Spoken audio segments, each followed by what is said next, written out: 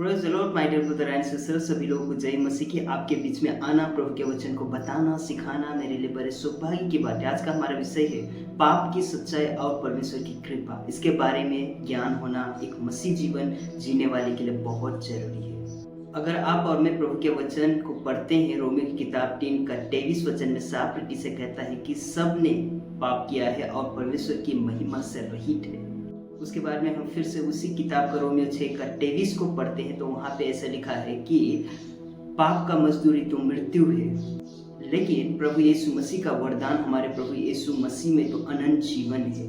अभी के समय में, अभी के वक्त में जो सिन है उसको लोग बहुत हल्के में लेते हैं और उसको बहुत ज़्यादा नज़रअंदाज करके अपने जीवन में आगे बढ़ रहे हैं। लेकिन एक मसीह जीवन जीने वाले प्रिय भाई और बहनों, आप सभी को ये बात याद होना चाहिए, पता होना चाहिए कि अगर आप और मैं मसीह में हैं, मसीह जीवन जी रहे हैं, तो हमारा कर्तव्य यह है पाप को हल्के में ना ले, लेकिन उसे सीरियसली, उसको गहराई के साथ में उसको त्यागना और अपने जीवन से निकाल के फेंकना हमारा कर्तव्य बनता है।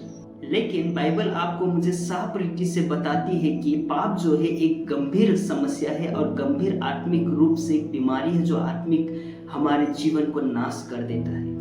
अगर आपके और मेरे जीवन में पाप है या पाप को हम महत्व देते हैं तो आपका और मेरा जो रिश्ता है प्रभु यीशु मसीह के साथ में दूर हो जाता है या टूट जाता है। ये बात का ज्ञान होना चाहिए। पाप जो है सिर्फ गलत काम नहीं, लेकिन यह एक बहुत बड़ा गुनाह या परमेश्वर के विरुद्ध के बाहर जाना होता है। अगर आप और मैं कोई पाप को करते हैं जान के, जाने अनजाने, तो वह परमेश्वर के विरुद्ध जाना होता है। जो भी मुझे देखते हैं, जो भी मुझे सुनते हैं, सभी लोगों को पता होना चाहिए पाप क्या है, व्हाट इज अ सिन।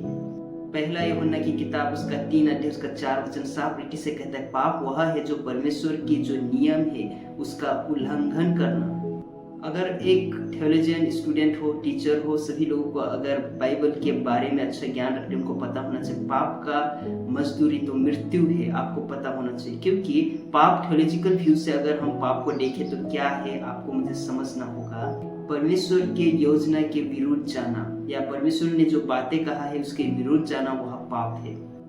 और पाप यह भी है कि पाप जब हम शब्दों को सुनते हैं जो हमारा लक्ष्य है उससे चूकना, मिसिंग द मार्क।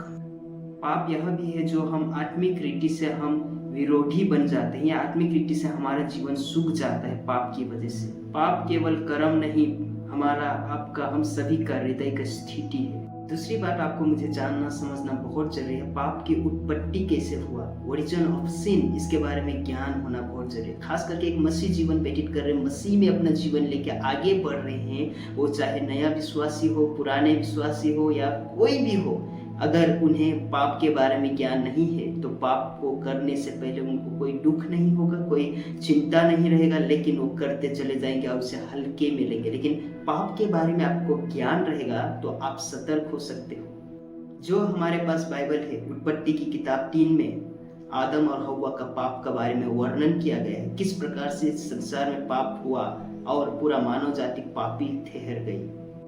और वहां पर यह भी वर्णन किया गया है कि आदम और हव्वा का किस प्रकार का पतन होना और वो आत्मिक रीति से कैसे मरण हुआ, ये सारे बातों को हमको वहां पे सीखने को मिलता है उत्पत्ति की किताब 3 अध्याय जब हम अध्ययन करते हैं। तो पहली बात आपको हमेशा याद रहना चाहिए, परमेश्वर ने मनुष्य को अपने ही स्वरूप में बनाया और परमेश्वर मनुष्य से बहुत प्रेम करता था, लेकिन मनुष्य जाति ने पाप करके परमेश्वर के विरुद्ध जो बातें कहा गया था उसे विरुद्ध जाकर आत्मिक रीति से मरण हुआ और शैतान के फंदे में आकर वह फंस गया। यहीं पर हम देखते हैं आदम और हव्वा के जीवन को, जब हव्वा ने जो सेब को खाने से मना किया गया था वही सेब को खाकर उसने तो खुद पाप किया ही किया, उसके साथ साथ अपने पति आदम को भी खिला दिया। वहाँ पर हमें समझने को मिलता है कि शैतान के जो पैटर्न या शैतान की जो बिछाया हुआ जाल में आके मनुष्य जाति फंस गया और पाप संसार में प्रवेश कर बैठा या कर लिया। रोमियो की किताब 5 का 12 वचन साफ रीति से कहता है एक मनुष्य के द्वारा संसार में पाप आ गया, पतन या फॉल के कारण पूरा मानव जाति पापी हो गया। तीसरी बात आपको मुझे जानना समझना होगा, पाप का परिणाम क्या मिला, कॉन्सिक्यूशन ऑफ सिन। मनुष्य के जीवन में आत्मिक मृत्यु आया, उसके बाद में जो परमेश्वर और मनुष्य के बीच का जो रिश्ता था प्रभु यीशु मसीह के साथ में, वो रिश्ता टूट जाता है। यशायाह की किताब 59 का सेकंड वचन साफ रीति से कहता है, तुम्हारे अधर्म के कारण की वजह से परमेश्वर से तुम्हें अलग कर दिया। दूसरी बात मनुष्य के जीवन में आया शारीरिक और अनंत मृत्यु। रोमियो की किताब 6 का 23 साफ रीति से कहते हैं, मृत्यु कैसे आया? पाप की मजदूरी तो मृत्यु है। चौथी बात, एक मनुष्य के जीवन में आत्मिक अंधापन आ गया। डियर ब्रदर एंड सिस्टर, आपको हमेशा याद रखना चाहिए 2 कोरिन्थियों की किताब 4:4 वचन साफ रीति से कहता है, मनुष्य पाप करता रहा और पाप को नहीं देख पाता। My dear brother and sister, आपको मुझे समझना होगा पाप का समाधान क्या है, सॉल्यूशन ऑफ सिन। प्रभु यीशु मसीह ने पाप का समाधान स्वयं को दिया। प्रभु यीशु मसीह का बलिदान क्रूस पर, उसने अपना पवित्र लहू को बहाकर पाप से मुक्त किया। यूहन्ना की किताब 1 अध्याय उसका 29 वचन साफ रीति से कहता है, वह परमेश्वर का मेमना है। यीशु मसीह हमारे पापों के लिए क्रूस पर बलिदान हुआ। अनुग्रह, ग्रेस और विश्वास, फेथ हमारे जीवन में मिला। इफिसियों की किताब 2 अध्याय 8 और 9 वचन साफ रीति से आपको मुझे बताता है, सिखाता है, समझने के लिए लाभदायक है। वह कहता है, हम अपने कामों से नहीं बल्कि परमेश्वर के ऊपर विश्वास से हम बचाए गए हैं।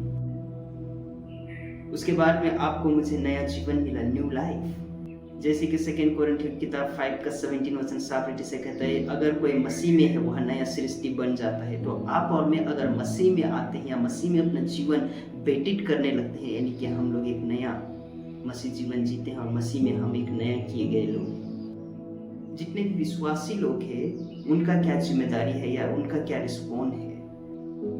पहली बात, उनके जीवन में पश्चाताप होना चाहिए, रिपेंटेंट। दूसरी बात, उनके जीवन में पवित्र होना चाहिए, पवित्रता में जीवन जीने वाला होना चाहिए। अगर आप और मैं हम मसीह में जीवन जीने वाले बन जाते हैं तो फिर हमारे अंदर पवित्रता होना बहुत जरूरी। तीसरी बात, आपको मुझे जानना होगा पाप के ऊपर विजय पाना। अगर आप और मैं मसीह बोलते हैं, हम अपने आप को मसीह जीवन जीने वाले बोलते हैं, तो पाप के ऊपर विजय पाना बहुत जरूरी है। रोमियो की किताब 6 का 14 वचन साफ रीति से कहता है, हम पवित्र आत्मा की शक्ति से पाप पर विजय पा सकते हैं। अपनी शक्ति से नहीं, अपनी मेहनत से नहीं, लेकिन पवित्र आत्मा के ऊपर विश्वास करके। जो बातों को मैंने आपके बीच में रखा हूँ या बताया हूँ, इन सारी चीजों को हम अपने जीवन में कैसे लागू करें? पहली बात, हमारा जीवन कैसा है उसे परखना, जांचना, एनालाइज करना आपका, मेरा, हम सभी का कर्तव्य बनता है। क्योंकि हम सभी के जीवन में छुपा हुआ पाप है, उसे जांचना, निकालना और पाप पे विजय पाना हमारा काम बनता है।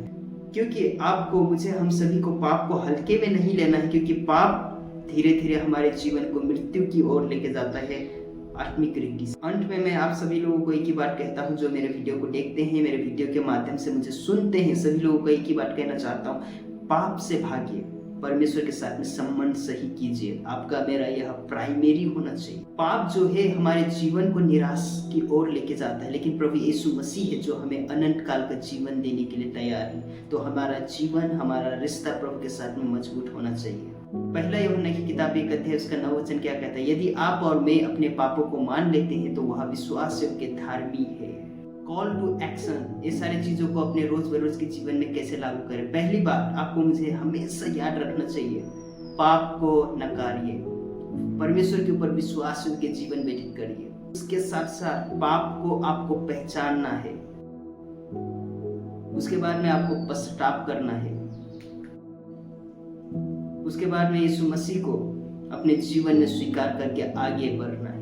प्रिय भाई और बहनों, आज ही आपको निर्णय लेना है, आज ही निर्णय लीजिए, पाप से दूर होइए और प्रभु यीशु मसीह के करीब आइए। आपका मेरा यह बहुत बड़ा कर्तव्य है। सो मैं विश्वास करता हूँ ये पाप के ऊपर जो मैंने बातों को कुछ रखा हूँ, जो मैंने इस मैसेज में बताया हूँ, मैं विश्वास करता हूँ आपके जीवन में, मेरे जीवन में परमेश्वर बहुत ऐसे कार्य करे। जय मसीह की दोस्त।